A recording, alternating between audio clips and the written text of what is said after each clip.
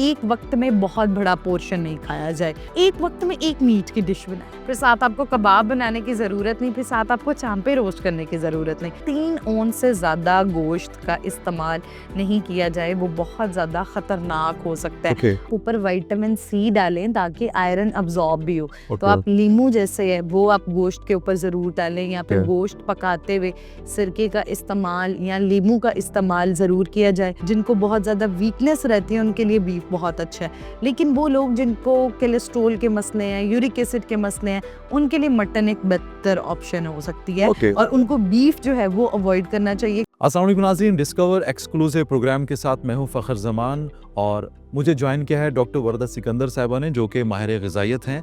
Doctor साहिबा, सबसे पहले तो आपको मेरी तरफ से और डिस्कवर पाकिस्तान की तरफ से बहुत बहुत ईद मुबारक। वालेकुम अस्सलाम जी, आपको भी बहुत बहुत ईद मुबारक और तमाम देखने वालों को ईद की खुशियाँ बहुत बहुत मुबारक। Thank you so much. Doctor साहिबा, जैसे कि आप जानते हैं कि ईद का मौका चल रहा है, तो हमारे यहाँ जो है वो बहुत सारे लोग ऐसे भी हैं जो कि इंतज़ार में होते हैं कि ईद कुर्बान आए, हमें गोश्त खाने का मौका मिले। डॉक्टर साहिबा, चूँकि गर्मी का मौसम भी चल रहा है, क्या सजेस्ट करती हैं हमारे नाज़रीन को, हमारे लोगों को, कि गोश्त खाने के बेहतरीन तरीक़ेकार क्या हैं और गोश्त किस तरह से खाना चाहिए? अच्छा, सबसे पहले तो जैसे आपने बिल्कुल बात का आगाज़ बड़े अच्छे तरीके से किया कि क्या होता है कि लोग पूरा साल वेट कर रहे होते हैं और लोग समझते हैं कि ईद कुर्बान एक वाहिद टाइम होगा कि जिसमें हमने बहुत ज़्यादा गोश्त खाना है और गोश्त से बनी तमाम चीज़ें खानी है। कि इवन घर में थोड़ी सी सब्ज़ी भी बन रही है, उसमें हमारी कोशिश होगी गोश्त कबाब है, वो गोश्त सालन गोश्त। अच्छा, अब क्या होता है कि जब ये 2-3 वेराइटीज़ गोश्त की बन जाती हैं और पोर्शन साइज़ भी ज़रा बड़ा हो जाता है क्योंकि घर का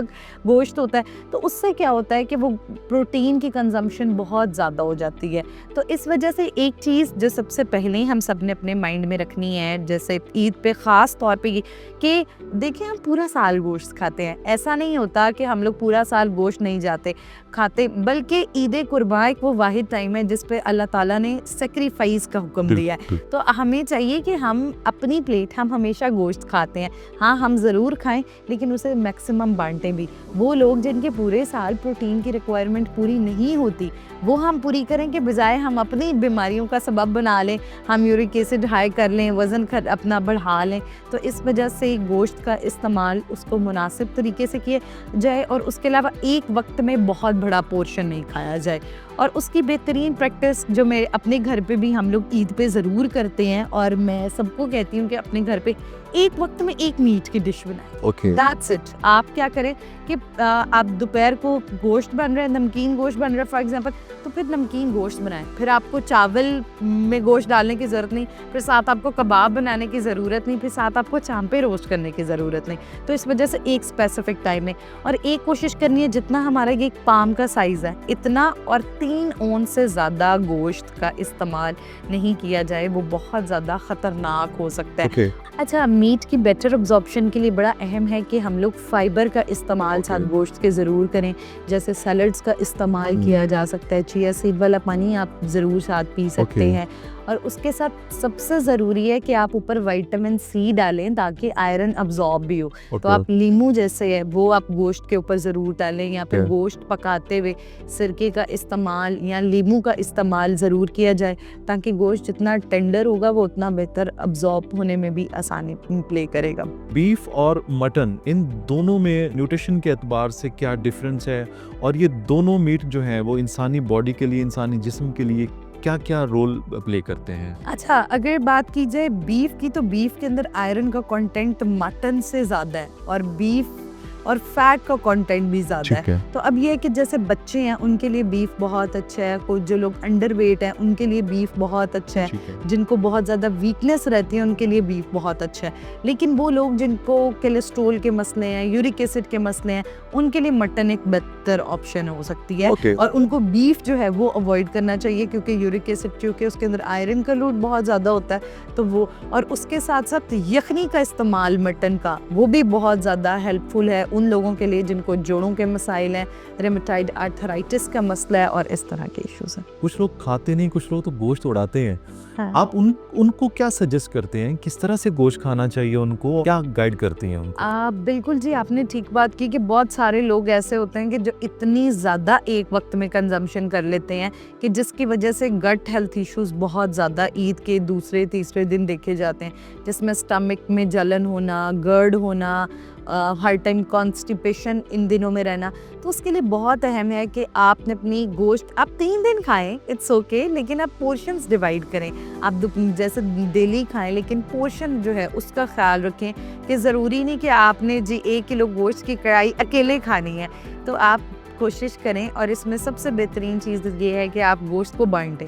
आप अपने लिए, जैसे इस्लामिकली कहा गया कि एक हिस्सा रखें, तो ऑब्वियसली वो पोर्शन डिवीजन का वो वहीं से चलता आ रहा है कि आपने अपने पोर्शन, तो इसलिए अपने पोर्शन को खाएं। उससे ज़्यादा अगर आप खाएंगे तो वो ना सिर्फ मैदा बल्कि यूरिक एसिड, कोलेस्ट्रॉल का बढ़ना और उसके साथ साथ डिफरेंट और हेल्थ इश्यूज़ को भी कॉज कर देता है। किस तरह के पेशेंट जिनको आप बिल्कुल मना करते हैं कि इस तरह के पेशेंट को तो गोश्त खाना ही नहीं चाहिए?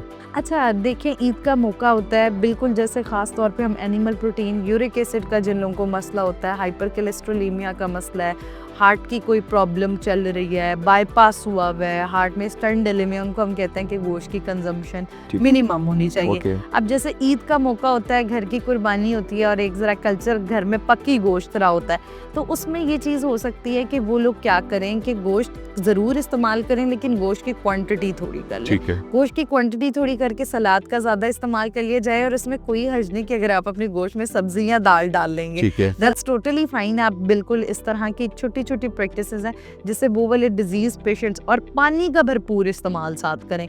जितना पानी पियेंगे आप, ख़ास तौर पे जैसे कि आपको पता है कि बड़ी गर्म ईद है, तो वो ये है कि आप लोगों ने कोशिश ये करनी है कि पानी का इस्तेमाल, नींबू पानी का इस्तेमाल, चीनी के बगैर, संजवीन का इस्तेमाल। अच्छा, अब एक चीज़ मैं ज़रूर मेंशन करते जाऊंगी कि कौन सी ऐसी प्रैक्टिस है जो डायरेक्ट बहुत ज़्यादा गलत कॉम्बिनेशन बनाती है।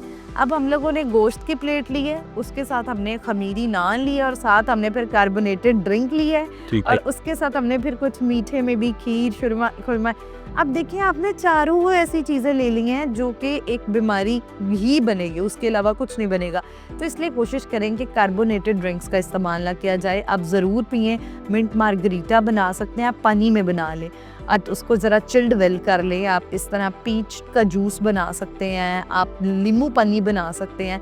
आप इस तरह के ड्रिंक्स को इस्तेमाल करें।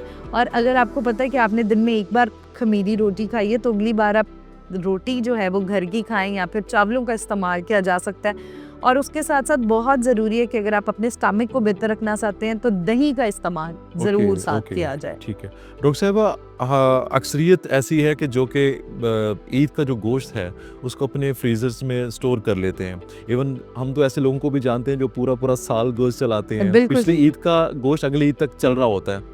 इसके क्या क्या नुकसान आते हैं? डेफिनेटली गोश्त इतने अरसे से फ्रीज हुआ पड़ा है तो उसके वो न्यूट्रिशनल वैल्यू पे भी बड़ा फ़र्क पड़ता है, और वो सेहत के लिए भी जो है वो बेहतर नहीं होता।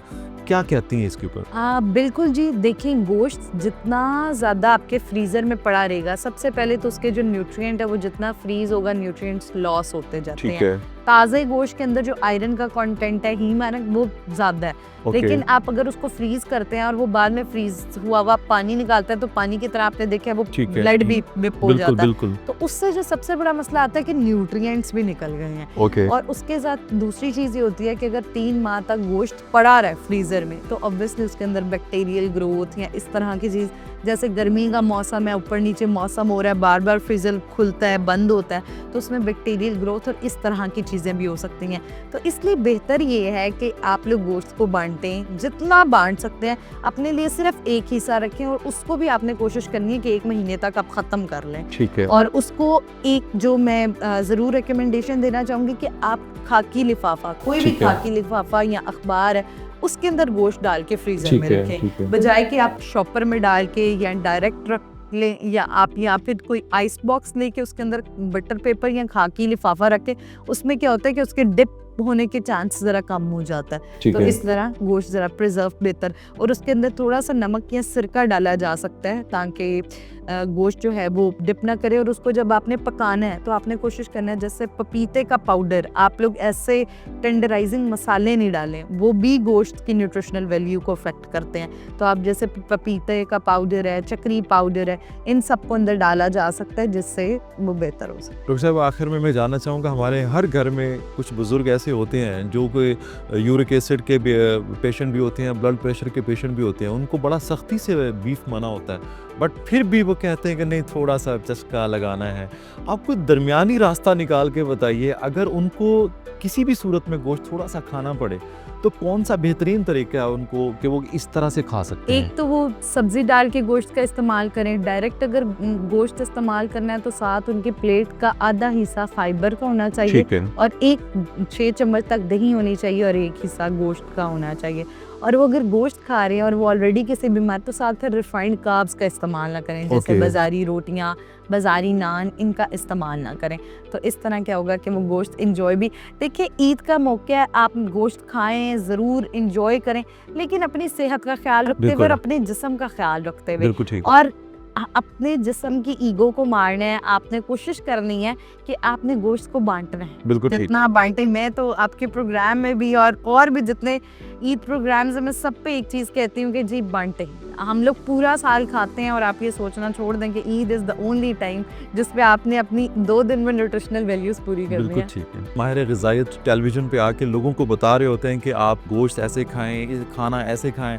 आप मुझे बताइए कि आपकी फैमिली में, आपके घर में कितना इस चीज़ को फॉलो किया जाता है कि आपके घर के अंदर जो है वो आपकी बातें मानी जाती हैं, आपको फॉलो किया जाता है? और मुझे बताइए कि ईद का दिन आप कैसे गुजारती हैं?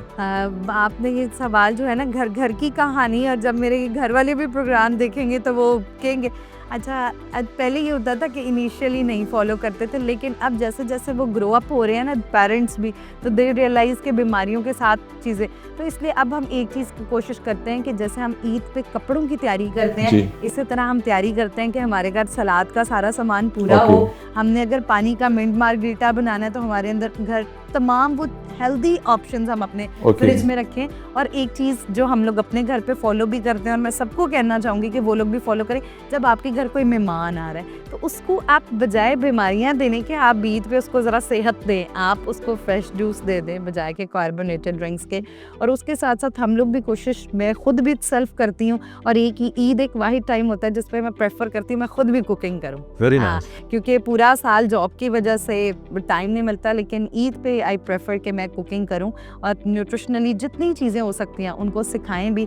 और मेरी ईद भी अल्हम्दुलिल्लाह बहुत खूबसूरत होती है फैमिली के साथ। आई बिलोंग टू मंडी भावुद्दीन, तो ये होता है कि मैं मोस्टली हम अपने अबाई घर जाके ईद करते हैं और कुर्बानी का सिलसिला, और एक चीज़ कोशिश करते हैं कि गोश्त को बांटें, और ख़ास तौर पे वो लोग आपके रिश्तेदार, आपके दोस्त जिनकी कुर्बानी नहीं है, उनको ज़रूर इस ईद पे याद रखा जाए। डॉक्टर साहिबा थैंक यू सो मच, आज आपने हमें जो है बड़ा कीमती वक्त दिया है। जी, डॉक्टर वर्दा सिकंदर साहिबा हमारे साथ मौजूद थी। गोश्त ईद कुर्बान के मौके पे खाएं ज़रूर, मगर इससे ज़्यादा इम्पॉर्टेंट ये है कि इसको बांटें भी। उम्मीद करता हूँ कि आज का प्रोग्राम आपको बेहद पसंद आया होगा। डिस्कवर एक्सक्लूसिव के साथ मुझे इजाज़त दीजिए। अल्लाह हाफिज़।